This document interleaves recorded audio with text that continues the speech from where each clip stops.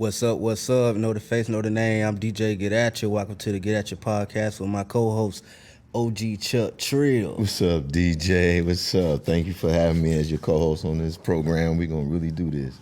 You know it. So, we went on our guest test from free bands to get here, but right now, we're going to chop everything up on the weekend. It's Saturday. Yeah, what you got going on this weekend? I got a lot going on this weekend. I'm moving around. Yeah. Really moving around this weekend. I moved around last weekend because, it was a little bit going on in the city of Atlanta. I wanted to stay back, chill. Took that weekend. Chill out. Right. What about yourself? Hey, me, man, I try to make the best of every weekend, so I try to get everything I can accomplished, you know what I'm saying, and, and help others. Hopefully they can get some of their things accomplished. But one of the things I would like to talk about with you, man, is some of the moves you have made here recently. Some real power moves, you know what I'm saying? I don't think everybody understand, who you are and who you are about to become. I always told you it's a time of the changing of the guards of certain things. And so, I don't want to be the one. I want you to let everybody know that what you are opening and what you are doing for the kids, the people, the artists of Atlanta, All right. So what I'm doing for the kids, the artists of Atlanta, something that I've been doing quite some time. And I just opened up a record label June 11th. This moving is a big power move. I feel like what I'm doing, I did everything that has to be done in the industry. I've touched that, I've managed it, and now open a record label is something that I haven't did yet. I mean, some of the things that I really think that you have did, and you introduced me to these people, I gotta give a shout out DJ Unk, you know what I'm saying? DJ Unk, did some music with you that I thought was just awesome, man. And also, rest in peace, Archie Eversole, you know what I'm saying? Peace, yeah. Archie, he had such a great spirit about himself. And he made that experience of being in the studio very awesome, and I had to say awesome because that's what it was. It was awesome. I'll give you a rundown how me and Archie met. Me and Archie actually met on Instagram. Uh-huh. That's how we met. And I remember being 8 years old, watching him on TV, watching DJ Unk on TV, doing all this other stuff. Did not know I'd be growing older and not just homeboys, not just chilling. We working. We work together, even if it's just one track. And they show love, still showing love. I still get calls, not calls, it just, what's up, how you doing? You good?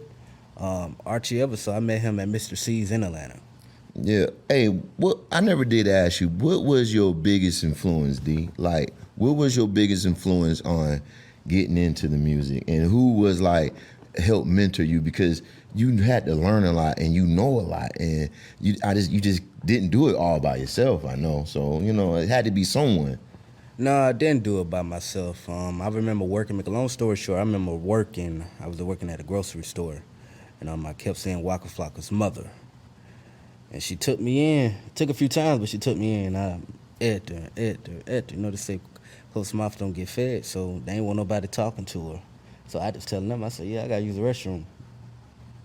Cut that corner on her. Every time I was just on her. Just kept going. And she took me in, but I pissed off, though, because I ain't know nothing had to do with music. I didn't know nothing, so she said, so you come here and you don't even know what you're doing? And I said, yeah, I'm willing to learn. And she said, you know what, I see some of you. I'm getting ready to open up a radio station. I said, okay. So I engineered, that's how I first started. Engineered, then before I was a DJ, I was promoter. I was promoter for Waka and Jeezy, when Jeezy had the TM103, when Waka came out with the No Hands. I was promoted for that for about a year or two, I believe, maybe if not longer. I was promoted then. That's when I became a DJ. Didn't even know it. I had an old laptop, and I had the DJ Virtual on there. People asked me, yo, you a DJ? I'm like, no, I ain't no DJ. Not knowing this is a software. Then that would made me a DJ that day. Then I went for it. Hey, when you were younger, and yes, I did know this man when he was younger, always said he wanted to be a DJ, and I told you would do it, and I told you probably do a whole lot more. And to see you grow like you have, you know what I'm saying? Now, by your growing is done, now it's time for you to start bearing that fruit. You know what I'm saying? You're gonna not only feed yourself, but you're about to feed a lot of people, and I don't think a lot of people understand that, and I think that's a blessing too. You know what I'm saying? And once again, you pull the old school G in here, to be able to give my input on things and be able to, mesh, but I still have learned a lot from the young man. So, a lot of the old school G's out there, y'all look at some of the young men, but all these young men is not on that same thing. You know what I'm saying? There's some out here really getting it, and I'm blessed to be able to know one, I mean, what I'm doing now, of course, people, a lot of people there know, they know me or know of me. Now I'm putting the chance out there because I'm actually telling the people my story, because that's what they want to hear. The story that I have. And I ain't really gave that all out just yet, but now it's coming. And for the new people who is watching and first time getting to know you, let them know some of the albums you do have out and some of the things you've done, so that they can research it and see, and see some of the artists you work with, So let them know where they can find that at, Well, you can find it on all platforms. I got an album, Painter DJ Getatcha, dropped in 2020. That dropped in 2020. I have a couple singles from Things I Never Had remixed with DJ Archie and Archer episode. Rest in peace again. Want You Now with G Fresh and D Ivory and Lady J. Those words are actually successful tracks we have done. I'm working on a new, I'm working on a new album, Painter DJ Getatcha, gonna be released next month on the 20th of this year. Also, I do have recently I just released a 4-track EP. Before, give me some time. Hey, so on what's coming up on a new track, is there anything out there that, you might have a surprise for people or something that they wouldn't expect, Yeah, I do. I do have a surprise. In fact, that's dropping in a few weeks. It's a track with Tip, with T.I., Young Thug, and Jeremiah. Oh, man, that's September 25th, midnight. That is off the chain. Hey, I think everybody in ATL and all across the world better pay attention to this, because I had the blessing of hearing some of it, man. It's off the chain, man. It really is. Yeah, so get ready. Yeah. It's coming. It's that time.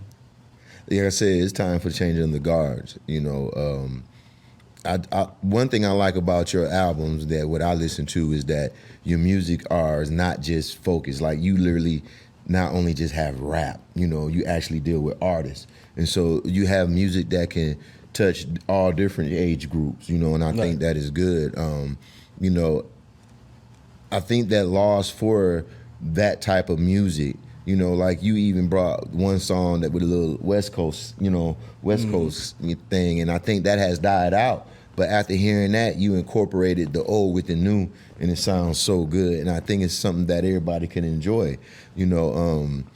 I think that the moves you making, start getting more people that's starting to invest. You guys starting to get a little more advertising. So I'm starting to see it grow, and bloom to what it's coming to. And I think that is really amazing, D, man. And I'm glad you breaking bread with it, brother. I'm glad we're eating at the same table. You know what I'm saying? If anybody been around me for such of a long time, I'm gonna make sure not just me eat. I'm gonna make sure we all eat. Yes. Cause it ain't a I, it's a we.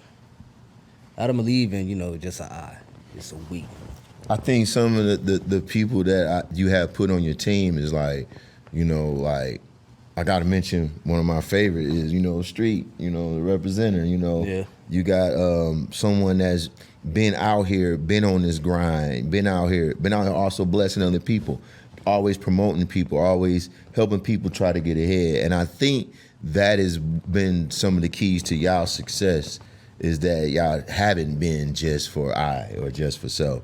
And I think that is one of the biggest keys for success, And I think with some of the things that you have discussed and you got up and coming, things that you're working on, things to start livening up the community, giving things, giving back, bringing out some of the youth's talent. Let them know, yes, there's people still wants to hear your poetry and see your art and, listen to your songs. See, everybody look at a record company and they think when you open up a record company, you just dealing with rap music. No, you has been the one that love music. Like, you have an old soul for old music and new music.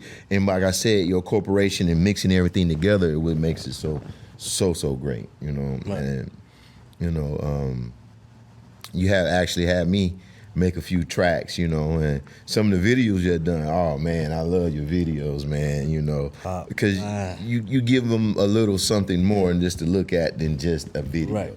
You let them know they see the city of Atlanta. You know what I'm saying? They see the beauty of Atlanta. Everybody try to portray Atlanta to have these things wrong, these things, but just remember what the beauty of Atlanta is and what it come from, and it bred us. It created us to make us who we are. We have such great history down here in Atlanta, man. And we know it. You know what I'm saying? And that's something. Everybody look at it. Strip clubs or just clubs. Period. Anything like that. Atlanta is way more than that. Much more. A lot of people don't know. That's what they know. Strip clubs, or bars. A lot of stuff staying open late is club.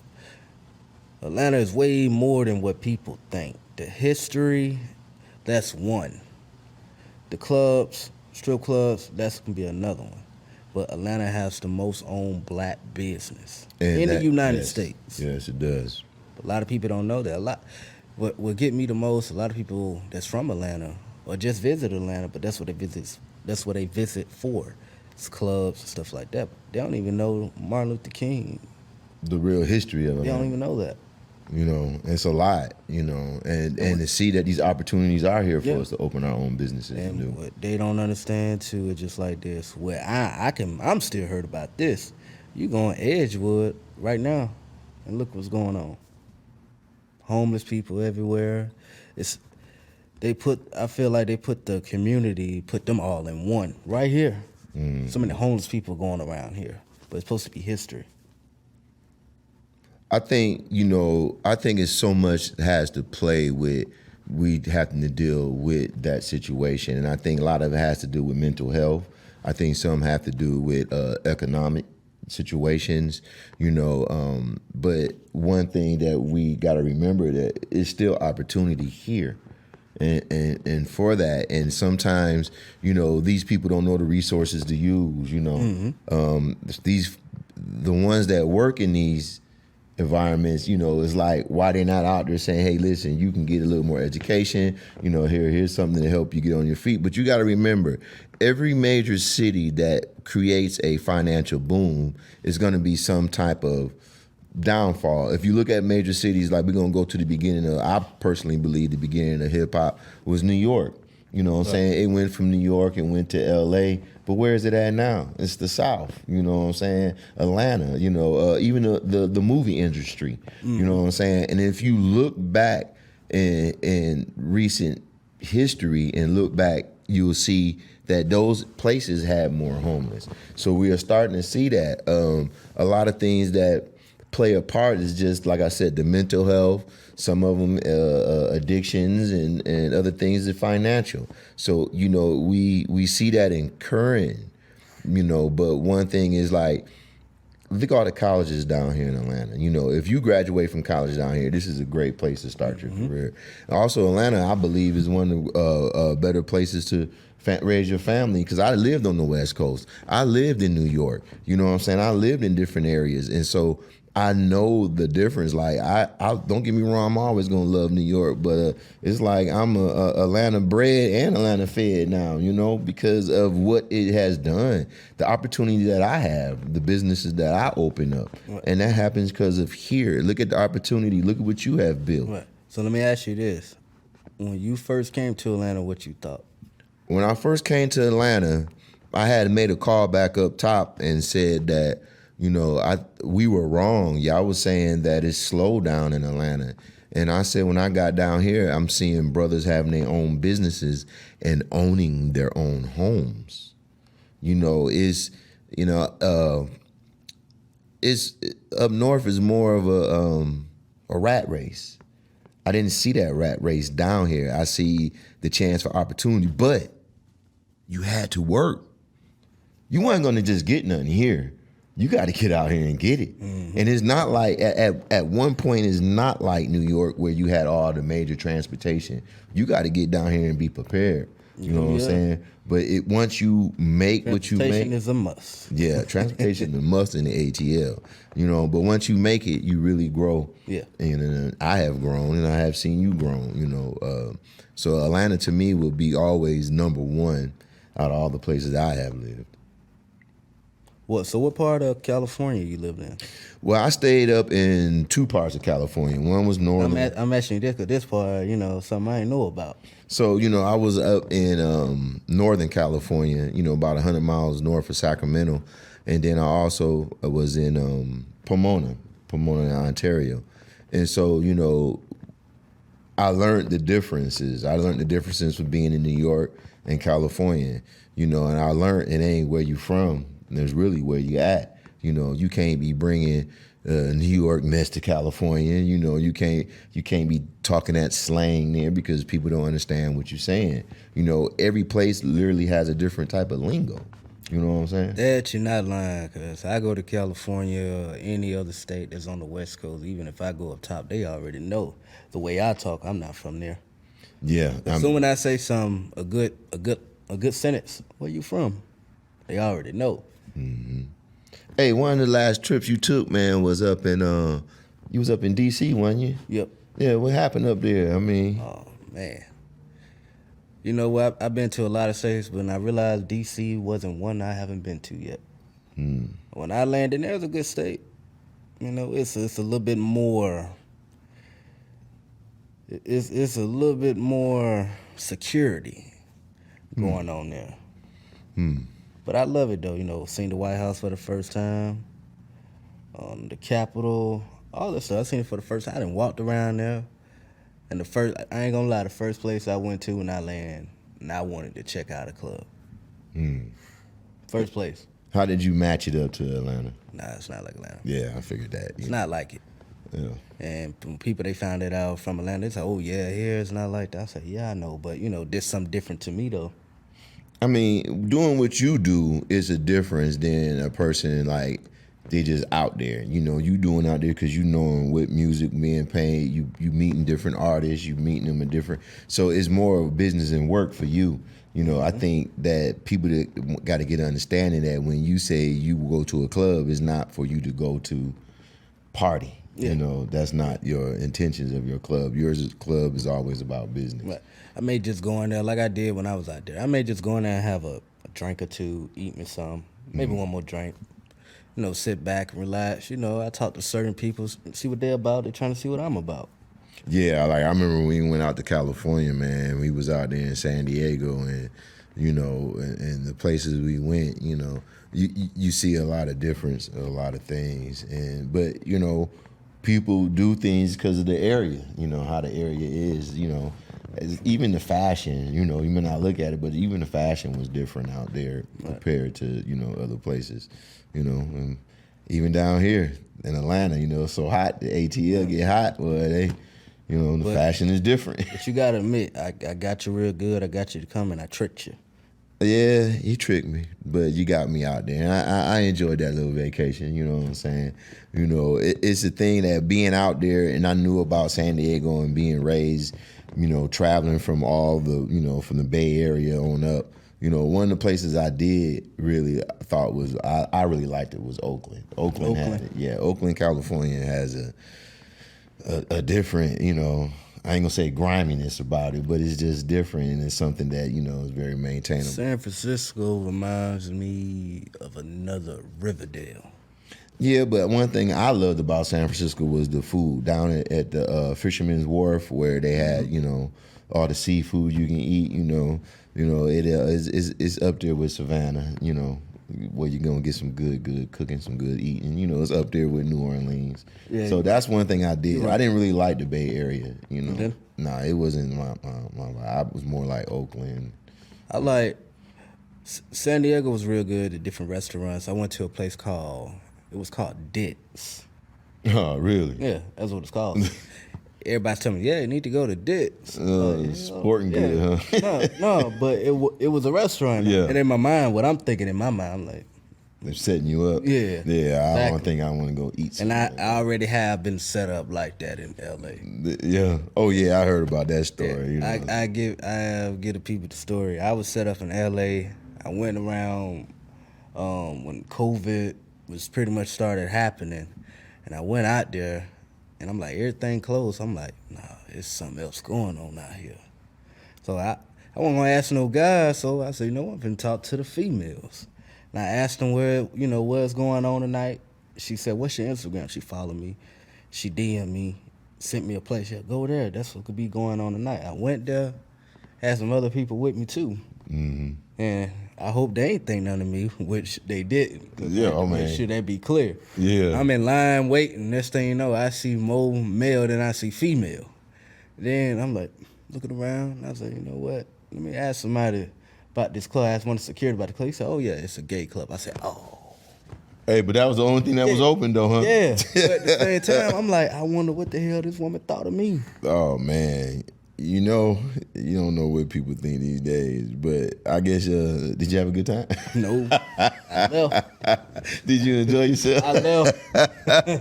Yeah, I think I would have left there immediately, too. Yep, I had You know what I'm left. saying? I couldn't do nothing that night. Yeah, did you get a free drink? Nope. I got the hell on up out of there. Hey, boy. Oh, man. Hey, but you know what, though, man? I had an incident that happened to me. I was actually working, and so it was Halloween time. You know what I'm saying? You know, and me, whenever I have customer service, I don't care who the person is. You know, I always say, hey, beautiful, how can I help you? You know what I'm saying? And so, the line was rolling out. This person came up. I said, hey, beautiful, I help you. And they said, well, you know, I'm like, what the? I'm like, yo, man, that's, you know, I'm like, oh, man, you know. So it had me really trying to, like, pay attention or to get my eyes. Like, when you turn 50, let me tell you something. Everything becomes 50%, you know what I'm saying? Your vision is 50%. Your hearing is 50%. You lose 50% of your hair, you know what I'm saying? You know, and you make love 50% of the time. You know, those are things that happen that when you get older. Just remember, when you turn 50, everything is cut back in half, you know what I'm saying? You have half the energy to do things, you know what I'm saying? You may play 10 games of basketball, you're only going to play one now, you know what I'm saying? So that's a little over 50. So, but, you know, So you learn experienced that? Yeah, I experienced that. It had me cracking up after the fact, you know, because, you know, I realized, yeah, it was Halloween time and, you know, people play dress up and stuff. But it's just a simple fact that when that voice changed, you know, it just make them. But you know what? Those people who did the makeup artists for them people, they did such a good job, you know. Buddy looked like a woman. So that's just, it is what it is, you know. But yeah, so we all have little incidents where, you know, you find out you somewhere you don't belong, you know what I'm saying, or you're in the wrong place. So, but California has some great sites and some great things. But, you know, if you want to go to a place and like you really want to enjoy, like I said, and see a lot of historical stuff and know, is Atlanta. You know, there's so much inside Atlanta and on the outskirts of Atlanta. You know, people say Riverdale and all that stuff is not Atlanta, but, you know, these boroughs, I call them like boroughs like New York, that what makes Atlanta. You know what I'm saying? The city of Atlanta, you know, it's just not just that. It's what's surrounding. So they don't consider Riverdale as Atlanta. Why they consider the airport as Atlanta? Well, my understanding, Even though we know it ain't downtown, but right, but my understanding is like so much of that land is on this county, and this county is belongs to Atlanta. So, you know, I don't know the ins and outs. I know that, you know, money from the airports is supposed to be divided between the school counties and the systems and stuff. You know, and, you know, our education is another thing that you know that is important. And I think that by having things, because you have a more of a wealthy county here, you have more funds for things for that. But I think that funding should be, me personally think that it should be a state funding where the schools get the most out of everything. Like, you got great things like Georgia Lottery that's putting in on the hope and stuff like that. But if you get the state involved and just stop dealing with county and county tax, because this property is more, you get more revenue, so your school tax is higher. I think it should be a flat rate. Everybody pay a flat rate, what I'm saying, that's reasonable, and give these schools and stuff what they need. That's just my opinion. Okay. So what do you feel about, go back to the music part, what do you feel about how artists should break themselves? Well, I think the artists should really rate themselves on, Rate? Okay. Yeah, rate, how many followers I have, the streams, how many streams I got. I suggest any artist, it's to me, getting a hit song is almost like playing the lottery. Mm-hmm. You got to keep on going, and eventually you're going to hit, you know what I'm saying? And look, there I go. See, that's something we have to work on too. Everybody say something, but a lot of people don't know what you're saying because they never did it or they're not there. Correct. So a lot of times we say those things, but we really don't mean. So I think that's another thing that we also could work on as individuals, is our grammar and our wording on things, because we say things and people misinterpret it because of the wording of it. Mm-hmm. You know what I'm saying? I like that. Yeah, so you have to, that's just something that you have to work. We get conditioned on doing things by repetitive stuff. If we go in there and we have the same beat and we rap the same flow, we conditioned to rap that way. Not realizing that most artists have different flows. You know what I'm saying? So what do you feel, what's different to you, an artist and a rapper? Well, me, an artist is someone that could multi music. In other words, they can automatically, you can start playing something and they can just start flowing on it. Or they can just start singing on it. As where I consider rappers is like, I need my pen, I need my pad, I need my beat, I need to hear it, I gotta write it down, and then they repeat and they rap that. But artists, to me, I feel like it's like all a natural thing. A lot of people didn't realize, like, some of the artists in the past, like Biggie and Pop, they also had just natural flow. They didn't just necessarily write. Now, they knew that they had to go in and say, hey, we want you to make some corrections on something. But that's had to do a lot with the production, But if you could give Biggie a mic and you put on the music, he's naturally going to just start flowing, Mm-hmm. But they both put out great music. Rappers put out some great music and artists do too. And I think an artist has a more of a performing. I think that's why a lot of artists got to have development. Yeah, artist development. Yeah, because I think one of the things that they use is stage presence. Mm-hmm. You also got to be able to know how to communicate with people. Yep. And you can learn all that, and you can still go on stage and make a mistake. Like, you can go on stage and maybe say the wrong thing and might offend somebody. Right. Exactly. So that goes back into, as a company, as a record company, you still should be working on your artists, no matter if they did 10 shows. It's like, it's almost like a reminder of these are things that you shouldn't do. One of the things that I dislike about what anyone does wrong and get persecuted for the words that they use, to me, it's still like putting a check on freedom of speech. No matter what you feel about anything, you're supposed to have that right. Right. That's how I was raised back in the day. That's what I thought. But now, what they consider to be anything that's offensive, that you can't say it. So I look at these day and age like, could we have, in my generation, could we have the Richard Pryors? Could we have the Andrew Dice Clays? Could those perform nowadays because of the things that they said? it would be difficult for those comedians or those, and I consider comedians an artist because what they do is an art form, and they style and in the different forms that they do it.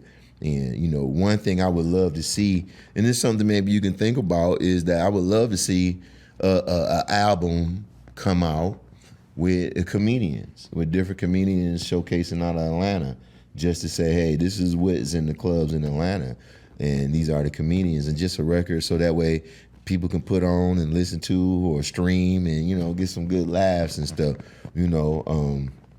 But a lot of things that I grew up with and seen that I want now, just because I feel like the youth should be able to experience that. We have a day and age where things are become difficult, where people can disrupt something and make it a bad thing. But 90% of the time is enjoyable. Like even a block party, for example, they'll take the park, shut it down, throw some speakers out there, start some food cooking, get this people coming up performing, and it was just out there. People had a good time, people enjoyed, and a lot of people get found like that, their skill. And that's one thing that I know you in search for too, is artists that are willing to really invest in themselves and really understand that they're gonna need some development and to get their music and to have the backing and the support. Right, because people really doesn't care about artist development. They only care about traction. So, just caring about traction, they just caring about money. Right. That's it. They don't care about what's really coming with it without artist development. And I think that talking to certain individuals, you can find out what some of the things to expect, and I don't think everybody really have a real good expectation. They see the glamour side of it and not understand that there's work behind that. Yeah. 90% business. And that's a lot of stuff with people's careers. We had something we used to do, I used to do, we call cross training. And what you would cross training, because it does two things. It would help an individual be able to learn what this individual does and then have a better understanding. Because a lot of times people look at what people are doing and say, oh man, they got their job easy. They can think they can do that. The manager, he got it good, you know what I'm saying? But learn that position. Because one day you might get that position. So learn that position and then understand it. And then you realize, like, man, that's not even something I want to do. Or you realize it's more than what you thought it was. And that's one thing about me being blessed with growth, with being able to be the bottom worker, to be able to be the boss, to be able to be the owner, to know the difference. And I think some managers who never had that experience of what they worker do, they needs to do it too. So they understand that this is my employee's job. This is who I'm supervising. This is what they do. It's one thing to have knowledge. Like, you can have an understanding of, or cleaning, for example. You use this to disinfect, you wipe this down, but do you really know the real ins and out of why you should use this product or this and that, and you teaching the people or the proper way to use the product? You might know how to use a stainless steel cleaner, but do you know how to properly use it on stainless steel? People don't get that point. They spray it and wipe it, but you might have to spray, wipe, and then come back and buff it off, to actually get what you need. So as a manager, if you don't know that, how can you expect to tell somebody what to do if you don't know how to do it yourself? Right. So that's why that cross training, because you may know how to order supplies, you may know how to do everything else and manage people's time, but you may not really know how to do the work. Right. You know what I'm saying? So, I really think that everybody should get that, and that just gives growth, and some of the things I see you do, I'll be like, it takes a lot of time, effort, communication, setting up. And then you have to have such strong dependability on others. Like, you gotta make sure everybody do their part, and that's a big, responsibility. It's a big part, very stressful, but in my mind, I still believe. You know, Or either I do it myself, I figure it out some way, somehow. I may just call someone else. But yeah, it's very stressful. I mean, even dealing with a label, even with yourself, yeah, hard to deal with myself, and I know it. I know you know, yeah. but it's hard to deal with. Check myself, deal with myself, but very hard. It's not easy. Well, thank God you have that patience to be able to, endure that. Because, like I said, you depend on a lot of people to do their part. From the artists to the producers to the recording. It's a lot involved. If they mess up, it's my fault first. Yeah, I love that analogy. It's my fault first. One they gonna look at, gonna look at me first. So it'll be all my fault first. So that's why when I put pressure, or what people want to call it, putting pressure, keep saying the same thing over and over and over and keep saying it, I'm just trying to apply it. So if you, It's not just applying it. It's not just like person's not doing this or this needs to be done. Just applying it. It's sticking in your mind. To register it in your mind. a young man comes up to you, says, "Hey, I know how to rap. I got music. I really want to try to get some music out there. I want somebody to support. What would you suggest to them?" I probably would, depending on where I'm at right now, like right then and there. See, I'm busy. I am. I probably could take the time out and see what he or she have, because they came correct and came honest. Mm-hmm. Because some people, they'll come to you, yep, got this, got that, then you find out what I have been through that already. A few times in 2019, I've been through that. Let people work off the platform that I have, but they wanted me to hold their hand. Can't necessarily hold your hand, but they ain't want to move further. The door was open. It was cracked, but they ain't want to open it all the way up and keep going.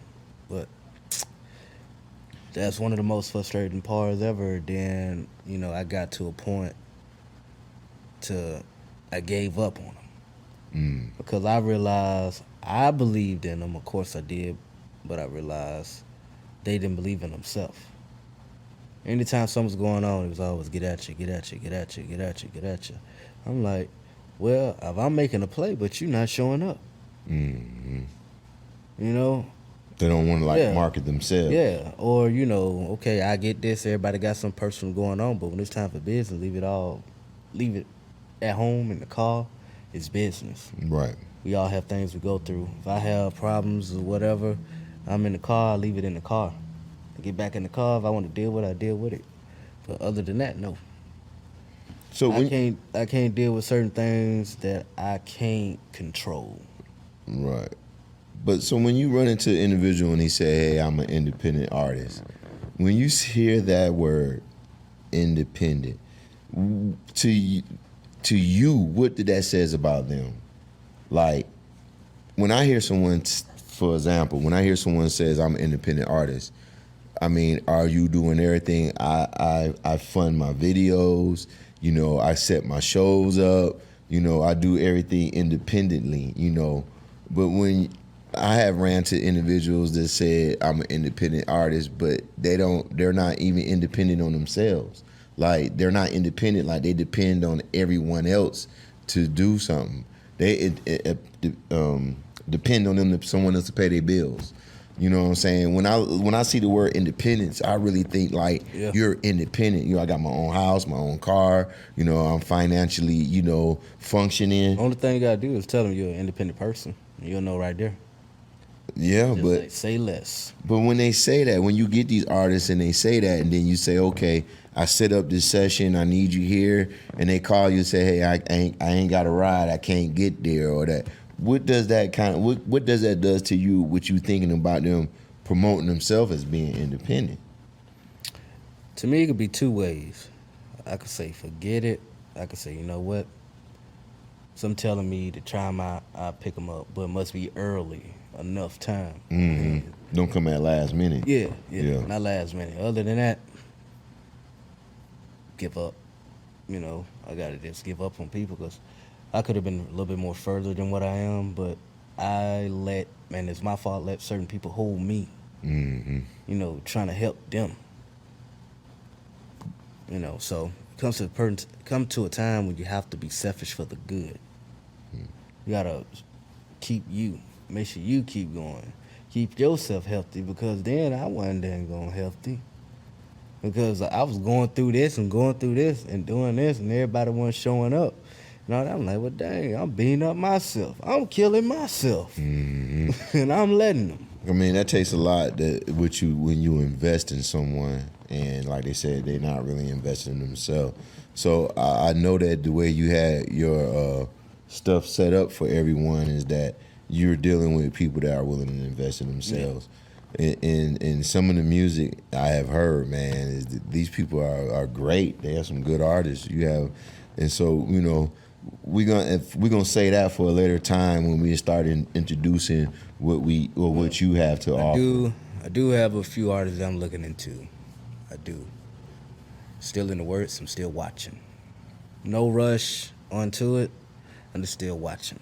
But when I literally had talked to one of them, and she is, to me, I think her music is just like really what's needed now. It's something that's needed, and but she's definitely what I consider an independent artist. Yeah. And I'm glad you having someone like that to work with. I love your team, man. You put some great people on your team, man. Would you like to tell them about some of the people you have on your team? Yeah, that would be Street Nitty. Tell you where I met Street Nitty. I met Street Nitty in Clayton County.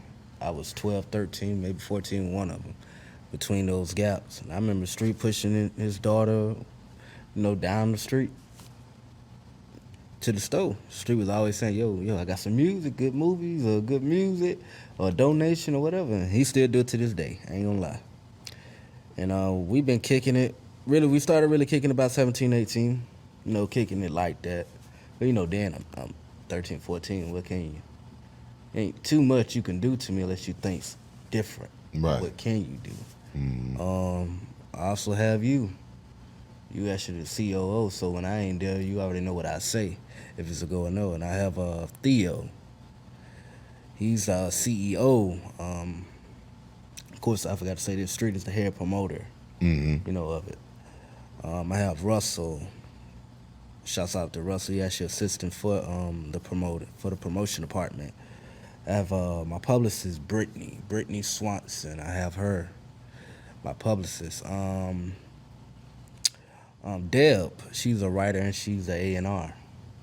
Yeah, I like that. And I have Alexis. She just came on the team. She's a floater. I haven't too much positioned her yet because she can fit wherever. I know, and that's something like that. Like, to me, she's a hybrid. I call her a hybrid because she can do so much, and she's good too. Like I said, you put a great team together. Because you know what, though? Because all that paperwork, when I got all the paperwork done, for the next meeting, she actually called me. I'd say, you know what, I'm finna go home, did what I need to do today, I feel good, made some progress. Hell, so when I got home, she called me. And she's like, hey, what you doing? You got the paperwork together? She checked me. And I wouldn't have nothing together. Hey, but like I said, and God put it people... motivated me. Yeah. And I said, you know what? All right, I'm getting it done now. When I sent you that paper, remember? Yeah. I sent you that paperwork, done. Sure is. Everything is done on that point. So, that's something that I say. I got to keep her right now floating because she can fit everywhere. She had the qualifications of fitting anywhere I can put her. She'll do her best at it. Like I said, I think that it was good to get you a hybrid on your team that's able to do. Sometimes certain individuals don't want that extra, but she's willing to take that on. So when you find good people like that, that's good, Man, it's so much you did here in these last years. Like, I never asked you what what's some of your favorite DJs coming up? DJ MLK, he's still roughly out here. DJ Black. Just think about that. I haven't seen him in a minute. Either, out anywhere. I do need to hit him up. DJ Holiday. DJ Drama. I think about the only DJs I really looked into. I mean, you had in the Ducat. Something. I can't forget that one though. You can't forget. DJ Ump. No, not DJ Ump. DJ at the P, Platinum. Oh, DJ Don Juan. Yeah. Actually, DJ Don Juan, when I used to DJ at a strip club in Atlanta, it's called Club Platinum now in Buckhead. It used to be called Kamal's 21. When I was DJing there. That was back in the day, wasn't it? DJ Don Juan helped me get into it. So, and that's the thing, like you had a lot of help from the different DJs and their Old influences. cat too. Old man. Yeah, I got to meet him. He's a great guy, you know what I'm saying? He even showed me some things on the board, One of the things that if you would tell someone that actually wanted to start DJing, what would you tell them the things to do and the things not to do? Things to do and things not to do? Yeah. Number one, grind, stay consistent, stay grounded. You got to stay grounded and know your worth and stay true to yourself. That would take you along the way. But anything other than pain and all that, that's going to come along. That comes with the business. It's going to come that way. You're going to feel a certain way. You're going to be a certain way at some point of time. But the main thing is those 4 or 5 things I just said. Man, you know what I would love to see? I would love to see a DJ competition. A competition of the first different. person told me that. A lot of people say. Just to see a battle of DJs. That's something that, I'm old school. Like you said, I like battle rap. I like people, doing what they do best. I don't care if it's dancing. I don't care if it's poetry. It's just that I like the battle. I like that. One real quick, you gonna get a shout out to your Dirty Birds? The season's starting. You know what I'm saying? With the football? Yeah, you gonna give a shout out to your boys? Yeah, I'm gonna give a shout out. I haven't really got no team though. Oh man, we in Atlanta. You root for them Dirty Birds. You know what I'm saying? I never been a type of person that I watch football. If I'm at a bar eating or something like that, I watch it, but I never been a fan. I go to the games, but I never really been a fan of sports like that. No. Yeah, really never been a fan like that. But it's the whole competition thing Yeah. I like. The same thing with the battle rap and the DJ. Yeah, I always just been out. Yeah. Out somewhere. I went at home. Even when I was younger, I went at home. Hell, I was outside playing or doing And that's something. crazy that like you don't like sports, but everything you deals with like having a team concept. Yeah. Of being a team. Everybody do got to play what? Their what? Role. Yeah, or they position, as you say. Yeah, exactly. And every team I can has say a one position. thing I have learned about sports. What's that? I got to pass that ball. So I'm passing the ball. You got to take it to touchdown. So you definitely know enough. You know what I'm saying? I know feel the you, little I feel basics right there. you. But yeah, I want to give a shout out to the If I Dirty say- Birds when they season, giving them good If I luck on say the let's season. move, let's move. Uh-huh. Coach said, let's go. Man, but just to show you how Atlanta is growing and how it is just so much. Look, the Braves won the World Series last year, Yep. man. So that shows you that's how that team aspect and and doing things here in Atlanta. When you going to do something, buying a home, opening a business, everybody that you deal with is part of your team. You know what I'm saying? And it's good to know that they are willing to help you get to what you want to do to succeed. Right. And people don't realize about that Atlanta, but if you want to grow and have opportunity, I believe it's here. Right. So let me ask you this. Now, what's something you have learned from me? What I learned from you? Well, I learned that patience is important. I really did. I learned that patience is important because in order for you to achieve and get things done, it may not happen like right then and there, but you got to keep moving to get that done. And so I think that, you gave me a little more respect to have more patience with other things. I thought I already had patience, but to be able to be more patient. And one thing, once you give a person the ability to succeed at something, if they don't take advantage of it, it's not like you keep opening that door. You know what I'm saying? It's like I open the door for you, but if you don't take those steps to do what you need to do, I'm not gonna keep opening that door, for you to come in and do what you need to. So I really learned it, and I really learned that, no matter how much is coming at you, you know what I'm saying, you like to stay focused on what you need to stay focused on. Mm-hmm. Don't, because you're gonna have obstacles, and so, I learned that, and I learned that, not to get caught up with certain things, You know what I'm saying? Like, for example, you remember what's his name? Over there by the job. These nuts. You know what I'm saying? Like you got to keep a person on their toes. That's what you do. So you help people keep on their toes. So you always catch me like, guess what I seen yesterday? I'd be like, ooh, these nuts. So you catch me. You have to pay attention. You make me listen to people's words a little more. You know what I'm saying? So that's why I be trying to warn people. Don't get caught up with that. Oh yeah, because I'm on the phone. I listen to a person very quickly. Like people that text me, I'm like, nope. I need you to call me, because most people they'll text you, what up, bro? Nah, I could turn a 15-minute text message to a 10-second phone call. Yes. But I would say that before we get up out of here, what's your motivation? My motivation is just to see myself and others do well. I think I have been a type of person that's kind of been my downfall too. At some points, I haven't been selfish.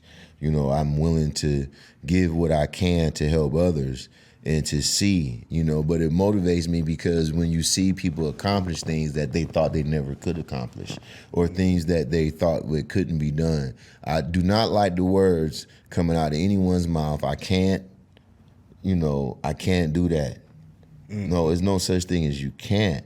You just don't know how. I'd rather for the person to say, I don't know how to do that, and be willing to do that. Another thing that motivates me is just that life itself. We look at so much, but to know that it's so precious and it has so much value that we don't recognize, because we are so caught up in our day-to-day living. Everybody out here trying to get one thing, and everybody trying to get the same thing, and it's money. People look at money as what's going to make them happy. It'll make you comfortable. Yeah.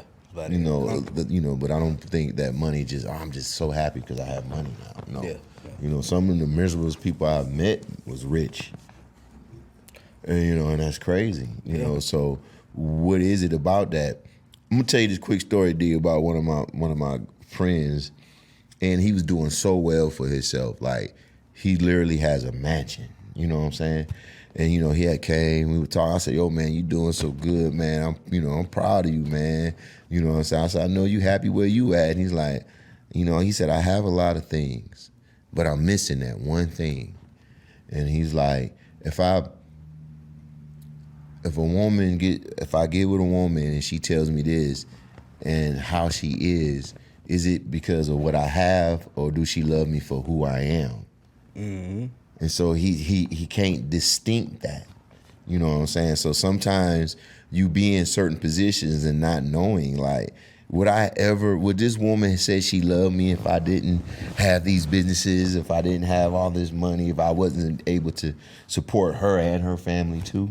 You know what I'm saying? Would she have loved me if I was just going to school, working a basic job, trying to get ahead? Mm-hmm. So he was like, that's what he's missing. And so sometimes having success, you're gonna see you have success at some things in life, but you don't have success at others. All right, so we finna get ready to get up out of here. You can follow me on Instagram at @TheRealDJ Getatcha. And the podcast page to Getatcha Podcast, OG Chuck Trill. Yeah, and man, you can find me at Instagram at OG Chuck Trill. You can find me on Facebook, I want to thank y'all for joining us, and want to give a shout out to the production. They hooked us up real well. We love the spot. Thank you, and we'll see y'all next week. Next time. All right, y'all hold it down.